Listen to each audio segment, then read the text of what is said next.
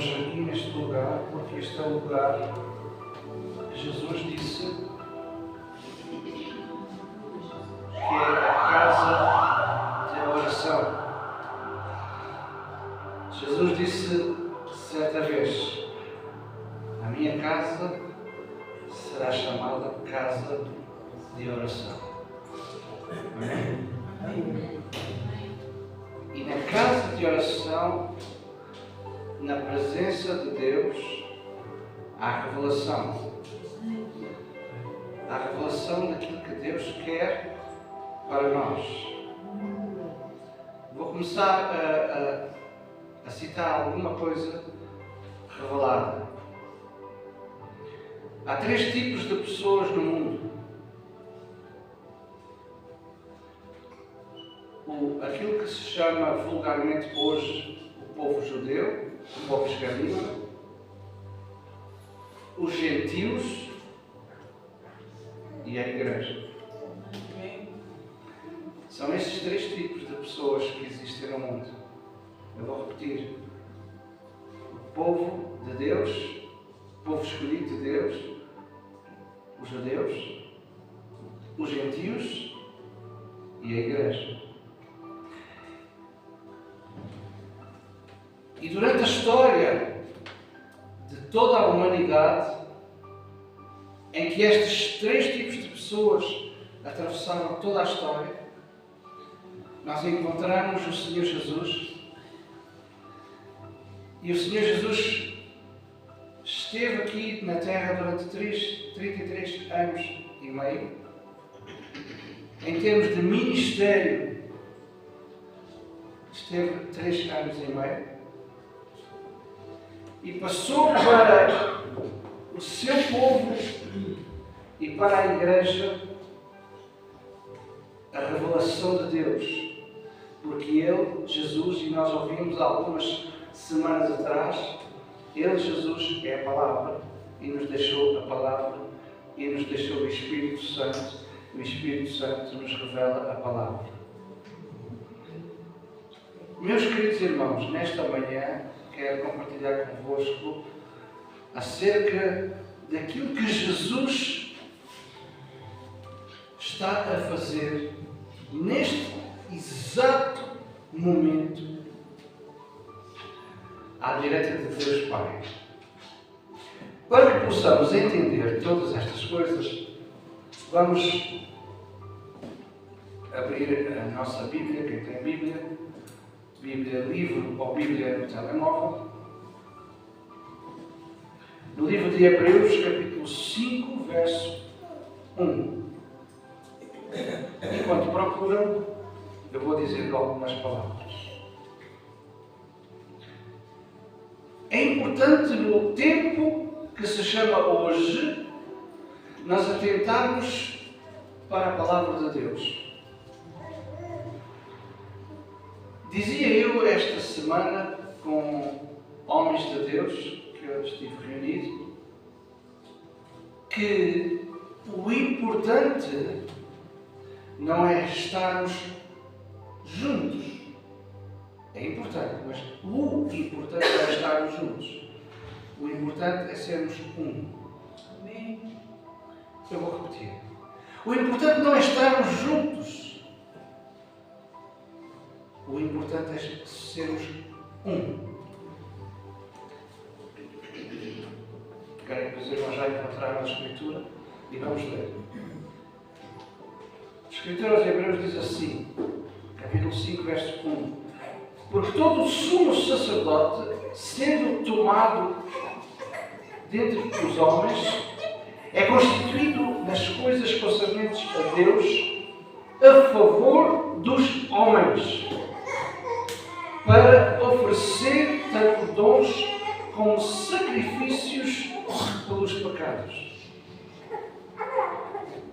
Todo sumo sacerdote, sendo tomado dentro dos homens, ele é constituído nas coisas concernentes a Deus, a favor dos homens, para oferecer tanto dons como sacrifícios pelos pecados dos homens.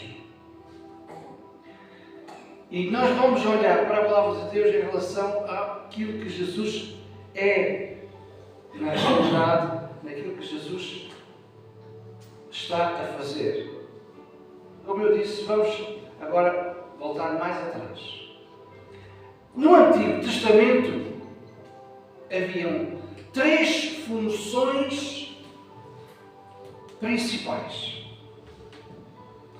Começamos por ver a função de sacerdote,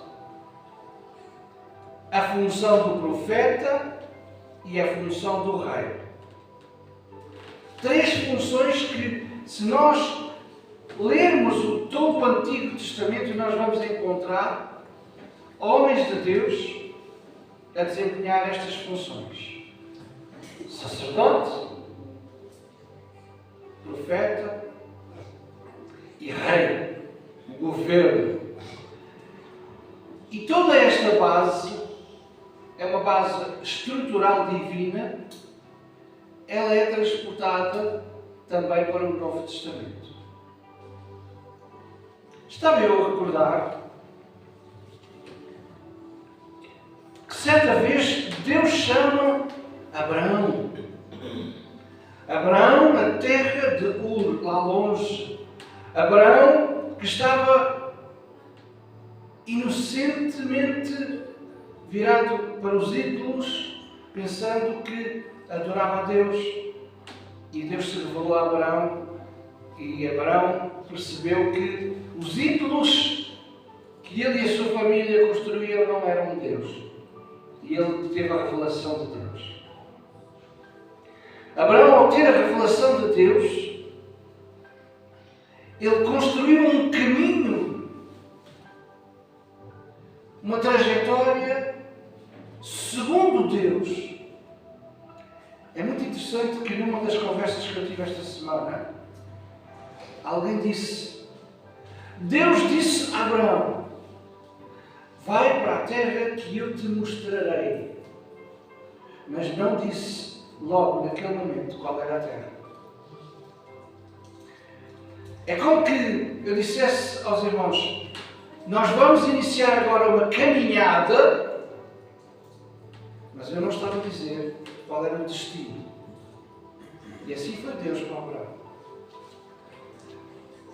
Neste pequeno período da vida de Abraão, nós encontramos, e note que quando nós estamos a falar de Abraão, nós estamos a falar num período antes da lei que foi instituída mais tarde por Moisés, inspirado por Deus. Abraão tem uma revelação de Deus. Abraão começa a agir segundo Deus e não segundo a lei. A lei que mais tarde se transformou em cerca de 600 e tal mandamentos, quando Deus deu esta lei a Moisés. Mas Abraão vive uma trajetória segundo a revelação de Deus.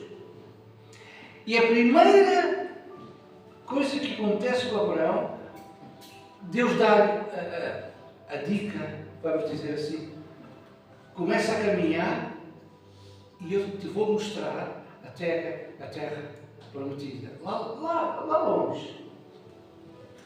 Neste período, diz a Bíblia, diz a história bíblica, que Abraão também, nessa caminhada, leva o seu sobrinho Ló. E diz que Abraão era um homem de guerra.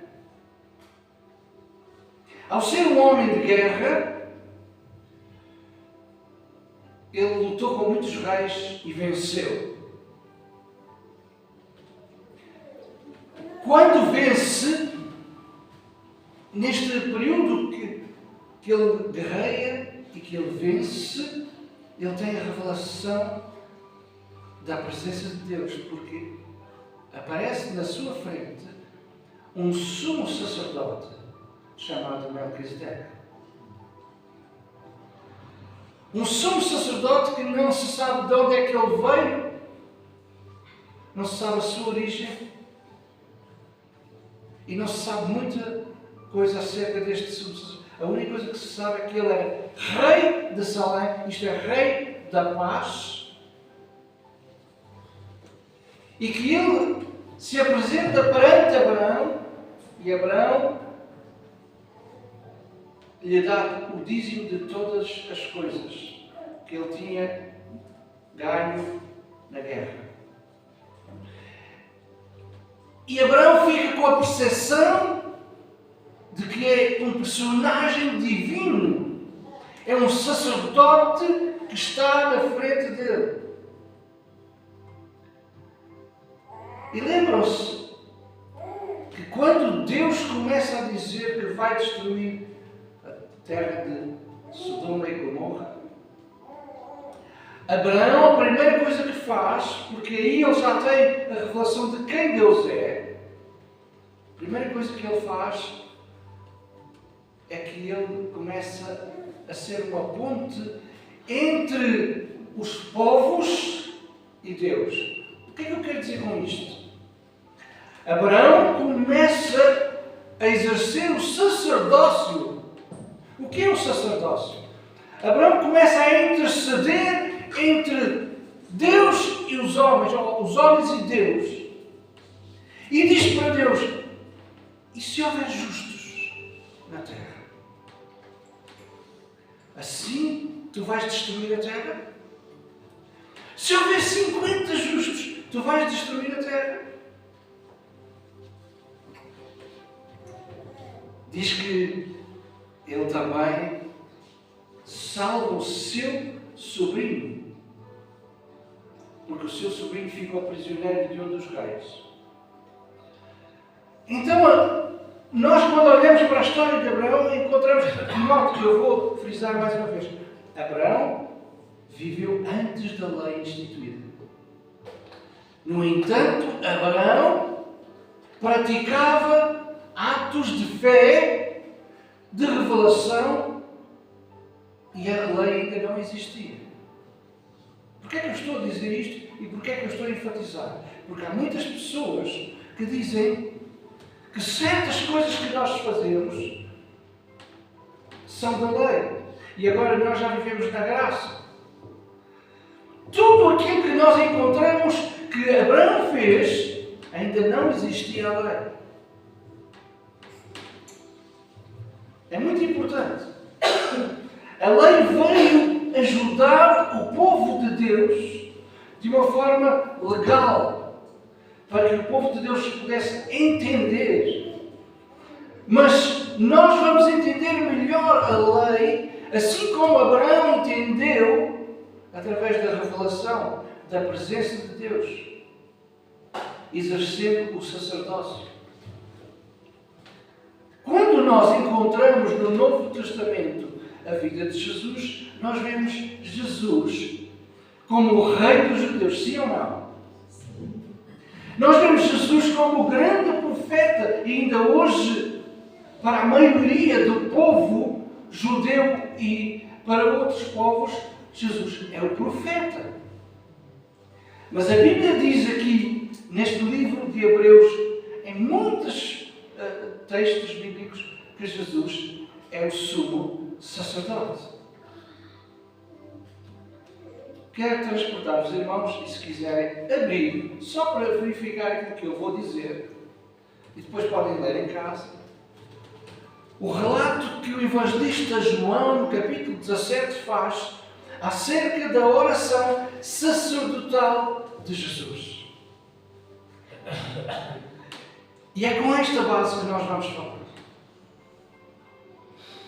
Jesus, exercendo a função ou o ofício de sumo sacerdote, ele ora a Deus o Pai e diz que eles sejam um, assim como nós somos um. Que eles sejam um. A Jesus foi aplicado muitos títulos. O título de Messias, de Salvador, Filho de Deus, Filho do Homem, amigo dos pecadores. Mas acima de tudo, o título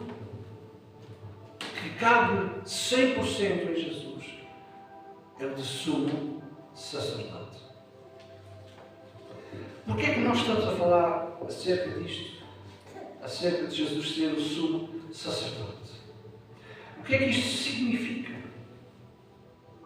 Quero dizer à igreja neste lugar e à igreja que me está a assistir online que sacerdote é aquela pessoa que está no meio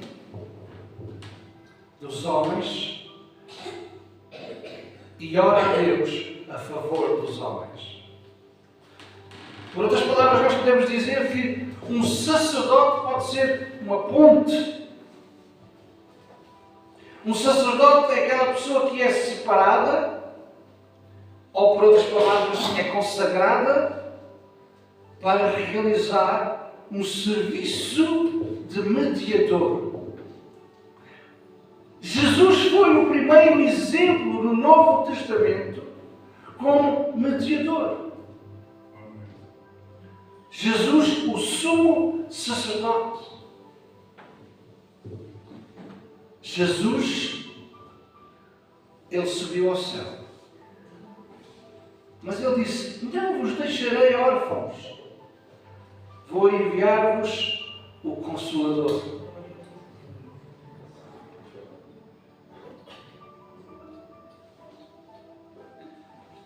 E o Espírito Santo desceu sobre cada um. E foram vistas línguas como que de fogo. E todos foram cheios do Espírito Santo e falavam em outras línguas. E isto ainda hoje acontece. Para quê? Para que a Igreja seja capacitada para exercer o sacerdócio. Continuo a dizer, sacerdócio é a função de mediador. Sacerdócio é alguém que está perante Deus a favor dos homens. No Antigo Testamento havia muitas práticas. Havia os sacerdotes que faziam os sacrifícios,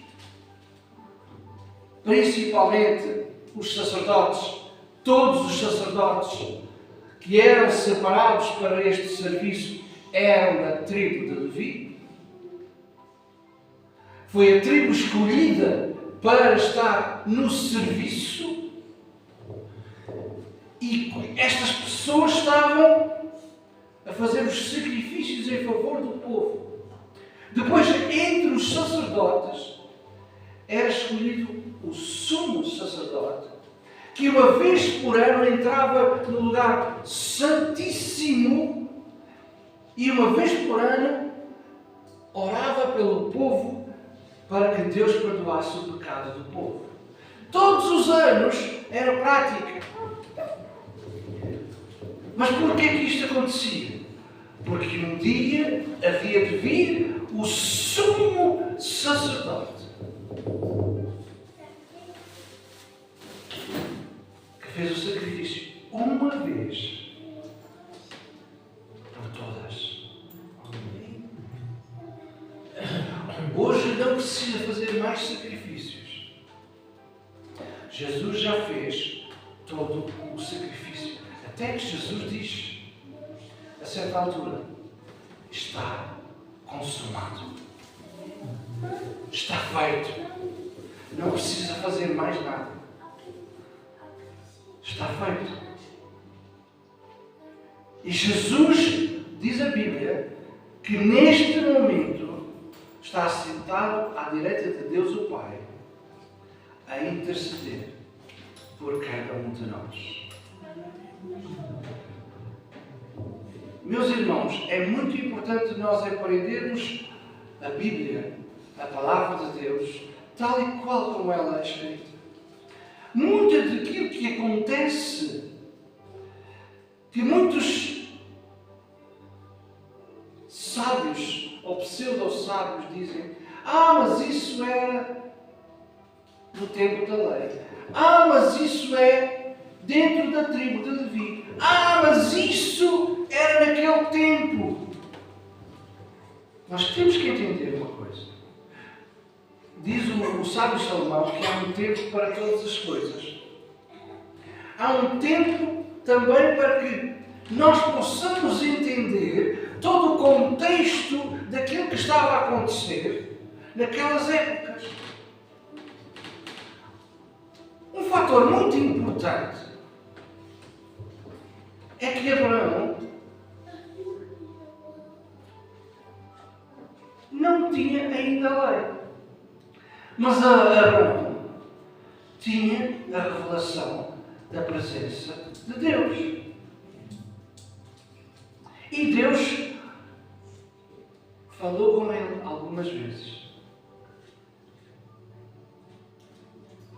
Eu estava a partilhar com a minha esposa uma frase de um apóstolo que eu tive com ele um destes dias.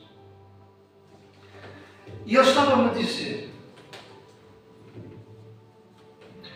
muitas vezes Deus diz-me para eu ir para aquela cidade. E como homem, ele pergunta a Deus: mas para quê? O que é que eu vou fazer? E Deus lhe responde: não é para fazeres, é para ir.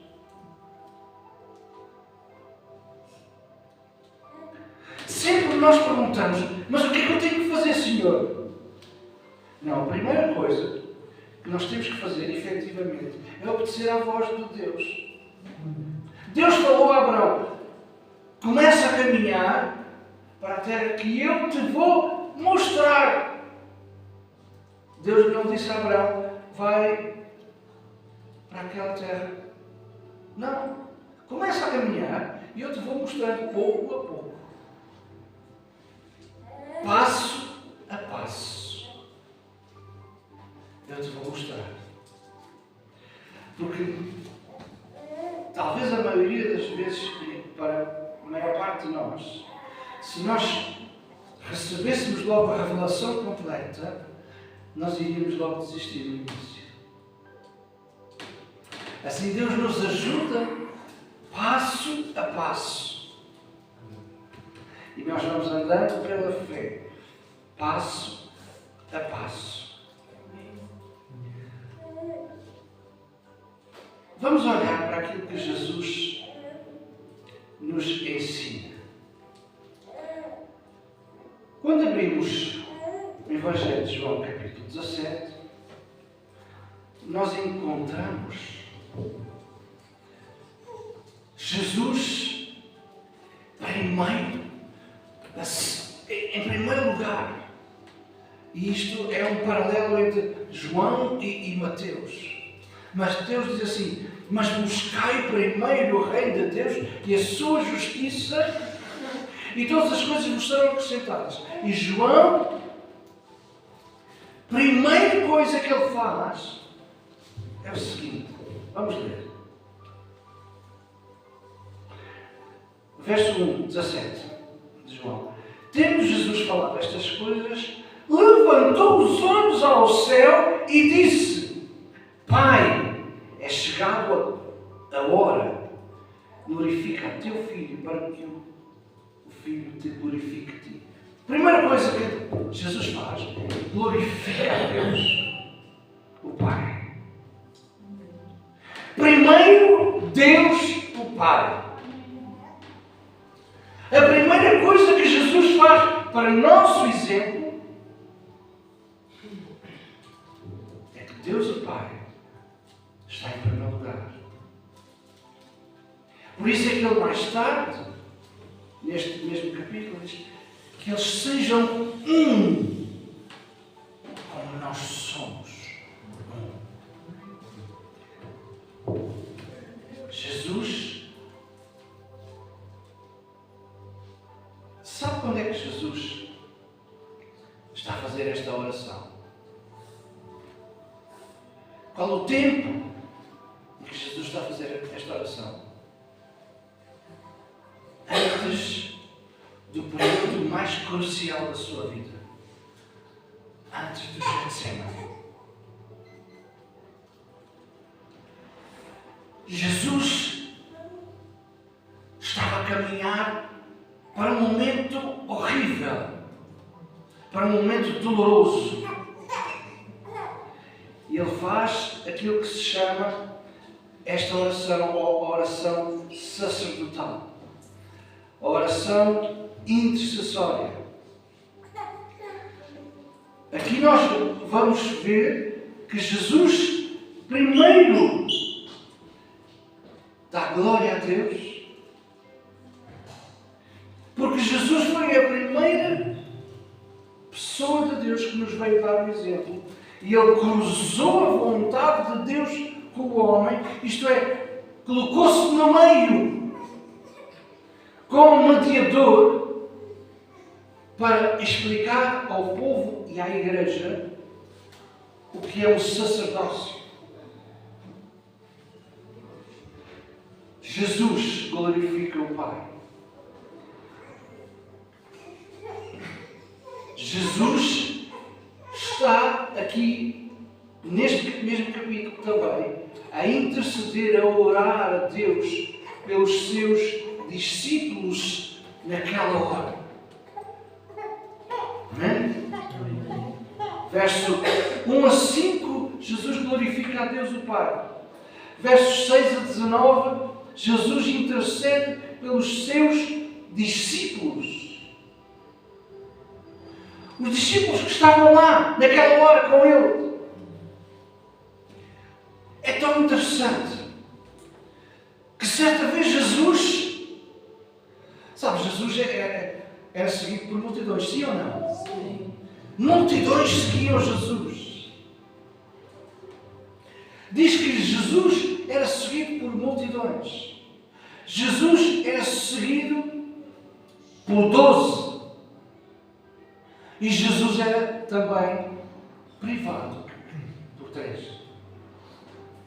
Jesus sobe ao monte com 3. Digamos que talvez fossem os mais chegados, mais íntimos. E ele, quando vai ao monte, vai orar, vai interceder, vai exercer o sacerdócio. Ele leva 3 com ele. Não leva a multidão. Não leva os 12, leva 3. Porque o serviço do sacerdócio, na verdade, não é para todos. A vocação que Deus coloca em uma série de pessoas não é para todos. Estávamos a falar esta semana acerca de governo da Igreja. E é tão interessante que governo da Igreja, se nós formos em Efésios capítulo 4, carta de Paulo à Igreja de Efésios capítulo 4, nós vamos encontrar que Deus, através do Senhor Jesus, instituiu na Igreja 5 ministérios: apóstolos, profetas, evangelistas, pastores e mestres, para a edificação do corpo de Cristo, para que todos cresçam em unidade, para que sejam transformados à imagem e estatura de Cristo. Então a Igreja está a crescer, a Igreja é um edifício que está a crescer, para que um dia, quando Jesus voltar, nós sejamos iguais a Ele.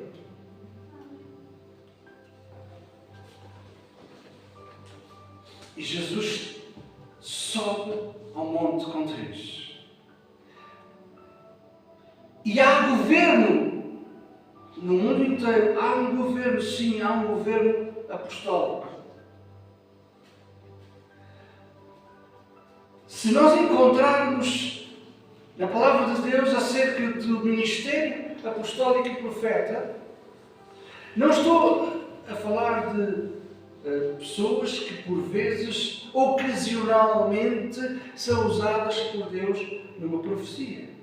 Não, estamos a falar em termos de governo, de direção. E a igreja não é somente o grupo que está aqui neste momento. A igreja é global.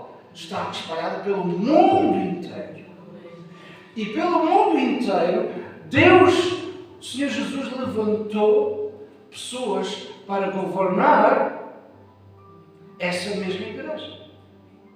Eu esta semana estive reunido com pessoas que são guiadas por Deus para a igreja do mundo inteiro. E não somente para as igrejas locais. Então dizia eu que Jesus estava ali também a orar pelos seus discípulos que estavam ali com ele.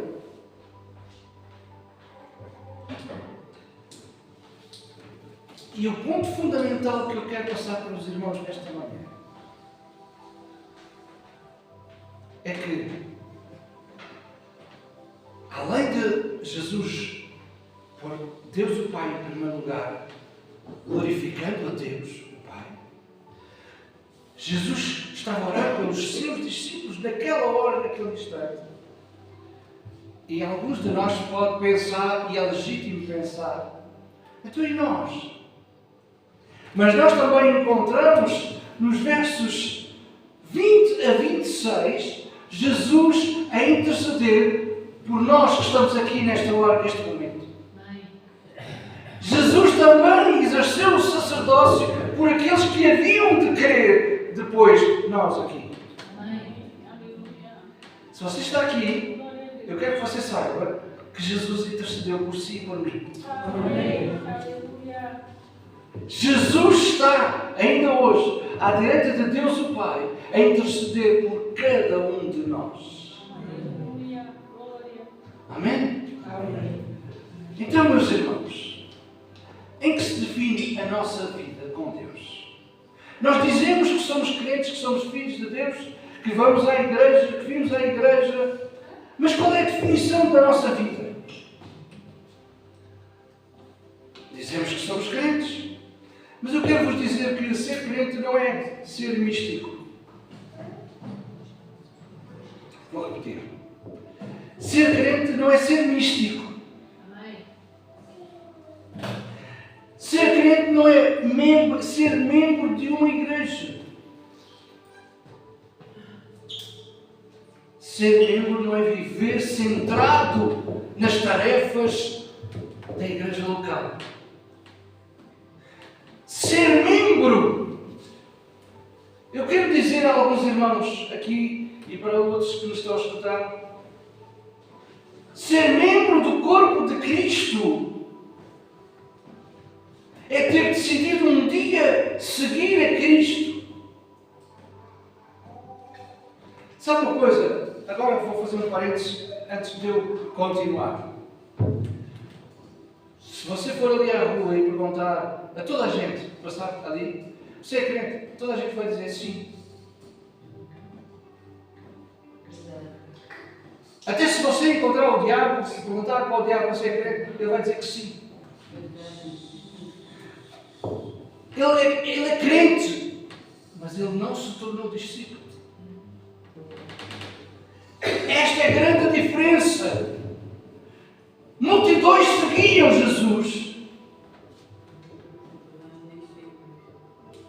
mas ele tinha 12 discípulos e até 3 mais íntimos. Onde é que você quer estar? Na multidão? Nos 12? Também não é mau. Ou bem no lugar certíssimo, onde estavam lá os 3, que eles chegaram por dizer, mas nós vamos fazer tendas e vamos ficar por aqui, já não queremos ir lá para baixo. Já não vamos, não. Mas ainda havia muita coisa para fazer, não é? Então, tornar-se discípulo é abrir o coração, é ser verdadeiro, é ser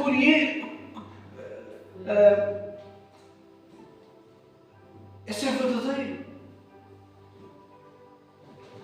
coerente. é ser uma pessoa como deve ser, é ter comunhão, intimidade com Deus.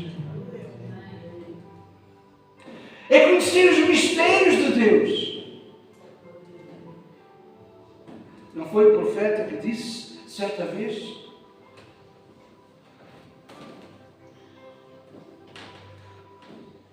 clama a mim. Clama a mim. Quantos clamam a Deus nesta manhã? A palavra de Deus diz: clama a mim e responder-te-ei coisas grandes e firmes que não conheces. Sacerdócio. Jesus é o nosso exemplo como sumo sacerdote. Nós temos que perceber que exercer o sacerdócio é tomar o lugar do outro, quando o outro está a sofrer. Por exemplo, nós temos alguns irmãos que estão doentes. E nós temos que tomar o lugar deles na presença de Deus e pedir: Senhor, cura este irmão e aquela irmã. Ser crente não é somente ter uma placa, um cartão. É saber estabelecer um ponto de união entre Deus e o seu próximo. Acima de tudo, quando nós dizemos que somos crentes, é voltarmos à palavra de Deus. Aqui, este livro, que não é somente um livro, da última vez eu falei isso, não é somente um livro, não são somente letras, mas este livro tem vida e deve dirigir 100% a nossa vida. Devemos retornar à palavra de Deus. Há muita gente no mundo a querer inventar, a querer dizer que a Bíblia tem que ser reescrita. Não, a Bíblia não tem que ser reescrita. A Bíblia tem que ser relida. Eu vou repetir: a Bíblia não tem que ser reescrita, a Bíblia tem que ser relida. E aos homens que dizem isso, eu vou dizer: relê.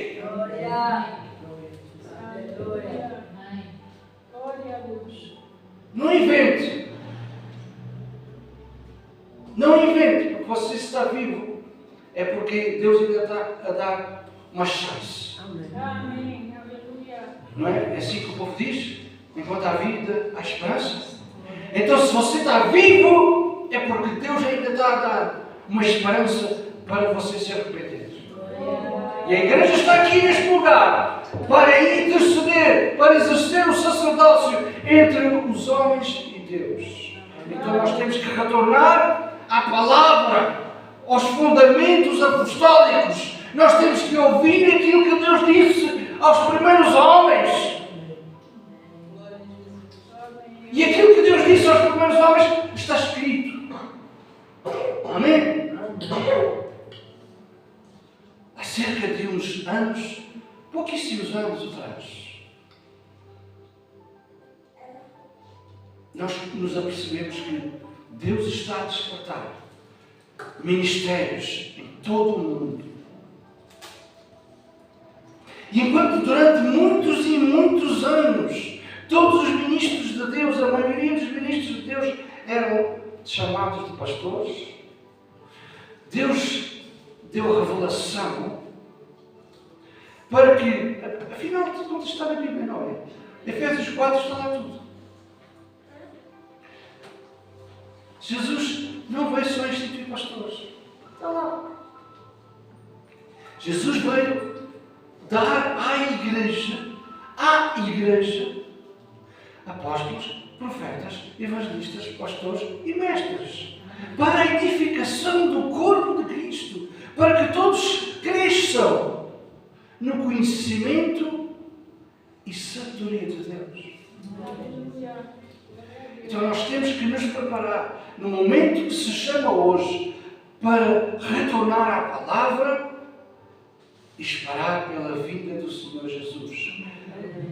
Se nós encontrarmos aqui, neste trecho de João 17, nós vamos encontrar, se nós lermos, nós vamos encontrar que este momento que nós estamos a ler, sabe, esta semana quando eu estava a ler esta palavra, e eu já li esta palavra muitas vezes,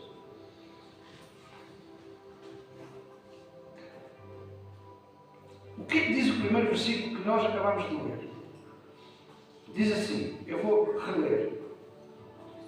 Tendo Jesus falado estas coisas, levantou os olhos ao céu e disse: Pai, é chegada a hora. Esta é a hora. Se você está a ouvir a palavra de Deus agora, esta é a hora. Este é o tempo. Este é o momento para que você possa usufruir da vida eterna, revelada através do Verbo do Senhor Jesus. Com a vida eterna, nós começamos a mover-nos na dimensão espiritual, na dimensão divina, e não olhamos mais, não damos mais importância às coisas terrenas, mas olhamos para patamares mais acima. Quando neste momento eu estava a ouvir alguns homens de Deus,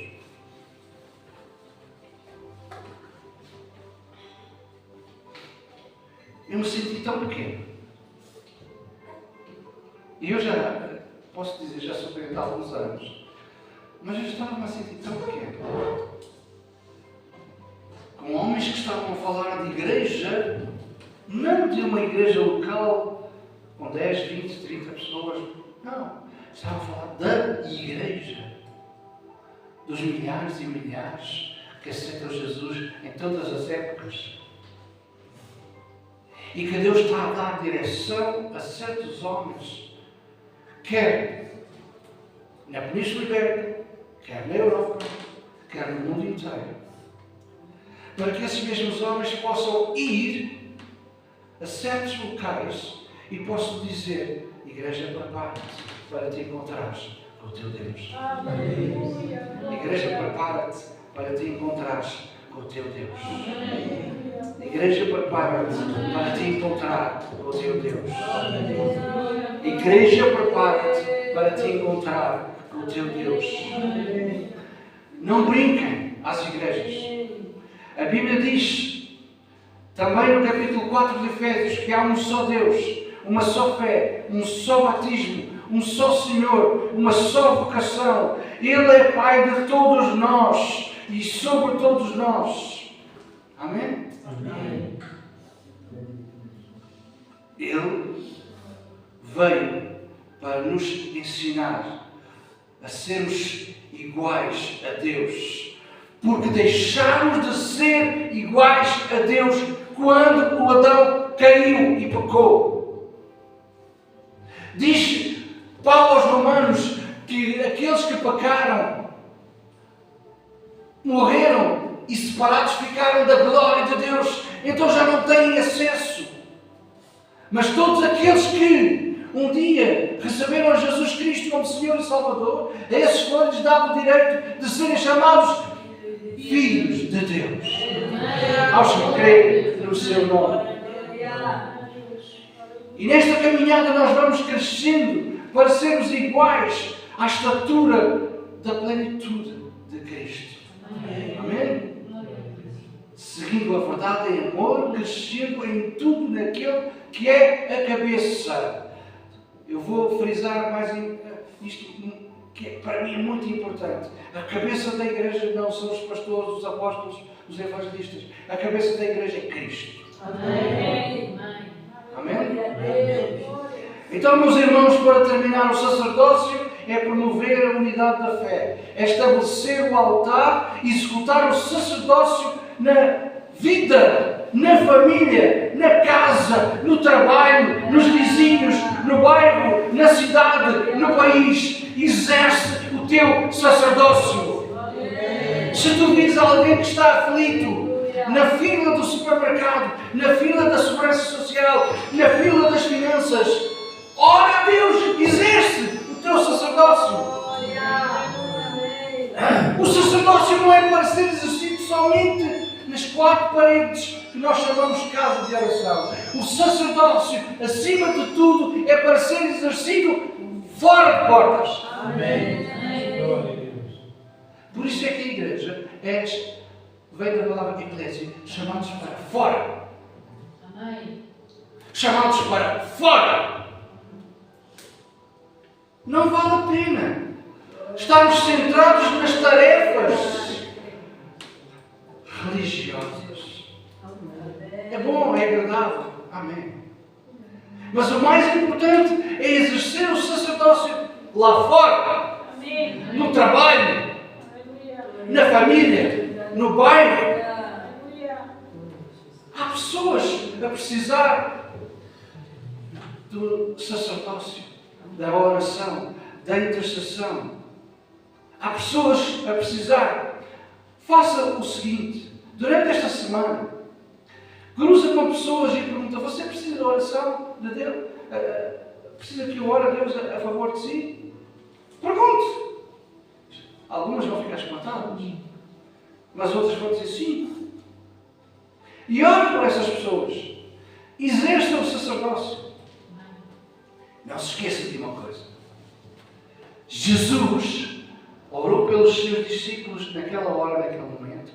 Mas Jesus também orou por cada um de nós que está aqui agora, neste momento, nesta hora. E Jesus está a orar também por aqueles que vão cruzar connosco.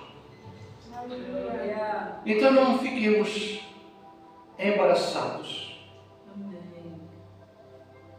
Não fiquemos importunados com as diferenças. Mas aquele é assim, aquele é assado, cozido e frito. Não! As diferenças não devem promover separação. As diferenças devem promover união. Claro que somos todos diferentes. Ainda bem que assim é. Imagine se o mundo fosse todo amarelo. Não é? Não, o mundo tem várias cores. É como um jardim plantado, com várias flores, de várias cores, com vários aromas. Foi assim que Deus criou as coisas. Deus criou-nos a todos diferentes uns dos outros.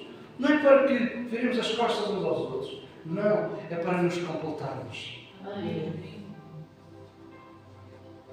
Uns somos mais bronzeados do que outros. Uns somos mais pálidos do que outros.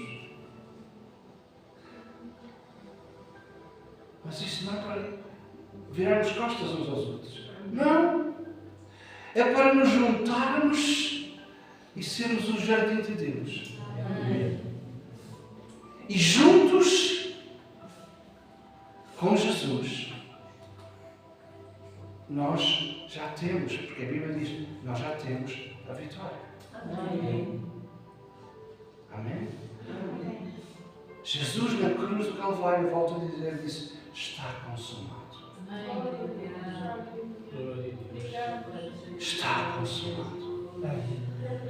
Jesus na cruz do Calvário também disse, Pai, não lhes imputes este pecado porque eles não sabem o que estão a fazer. E quantas vezes nós não encontramos na história da igreja pessoas a apontar o dedo, isto, aquilo, aquilo outro. Mas para quê? Somos todos diferentes, graças a Deus que somos todos diferentes. Para que todos sejamos um. Com Ele é um. Com o Pai. E nós vamos chegar de pé. Amém?